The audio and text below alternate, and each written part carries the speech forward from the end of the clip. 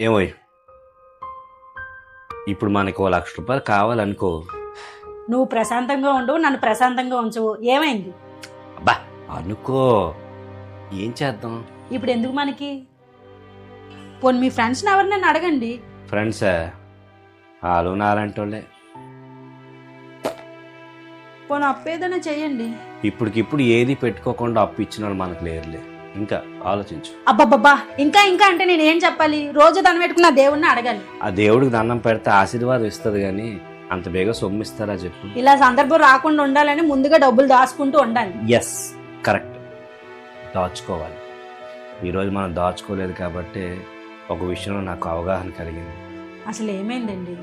ఎంతైనా సరే వచ్చిన డబ్బులు వచ్చినట్టే వెళ్ళిపోతున్నాయి. సంపాదిస్తున్నాను కానీ అది నిలబడట్లేదు. ఎప్పుడైనా ఏదైనా ఇబ్బంది వచ్చినా, ఏదైనా అవసరం పడినా దిక్కులు చూసే పరిస్థితి పట్టుకున్నాం. మనకంటూ ₹1,00,000 బ్యాంక్ బ్యాలెన్స్ ఉండాలి. అది ఏదావని ఒకరికి ఇవ్వాలన్నా లేకపోతే మనకు అవసరానికి వాడుకోవాలన్నా చేయి చాపకుండా ₹1,00,000 అకౌంట్లో ఉండాలి. ఇప్పటి వరకు మీరు ఎవరి మీద ఆధారపడలేదు, ఎవరైనా ఇస్తారని ఆశపడలేదు.